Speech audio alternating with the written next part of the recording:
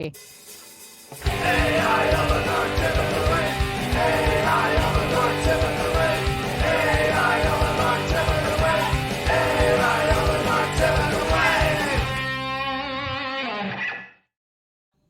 honor of our Star Trek news, whether it was my dalliance with viral videos on TikTok or the up-and-coming Star Trek Strange New Worlds musical episode called Subspace Rhapsody. That's adorable. I want to see it now, so I haven't seen any episode, and I'm like, I want in. Oh, that seems like a good one to start. And the nice thing about Star Trek Strange New Worlds is that it's each episode's kind of self-contained, right? It's not like you're going to be lost if you don't see all the other ones before it. So you can just dive right in on episode 9, I think this is.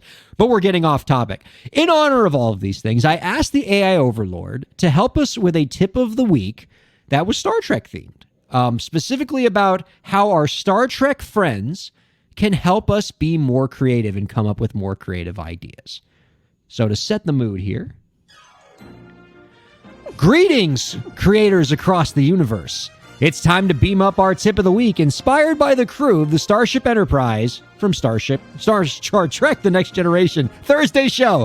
First, consider Captain Jean-Luc Picard. Cool under pressure with an introspective and philosophical mind, he teaches us the importance of taking quiet time to reflect. When working on your next creative project, try scheduling a few quiet hours for deep thinking. Let your thoughts roam and see what ideas emerge. As Picard once said, things are only impossible till they're not. Next, we have our inquisitive android Data. His approach? Constant learning. Commit to learning something new each day, be it a fact, a skill, or even a piece of music. This constant curiosity might spark the inspiration you need. Remember, Data shows us that it is the struggle itself that is most important. And lastly, we have the fearless Commander Riker. A fan of jazz music, he teaches us that sometimes it's all about improvisation.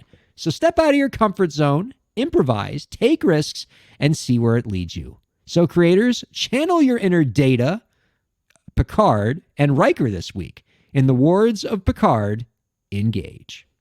Engage. I like it. I like it too. And, silliness about the message aside, the message is a strong one. And I love particularly Picard's advice, the AI Overlord's Picard interpretation advice of creativity and how you have to give your mind quiet time. There's actually some science that backs this, right?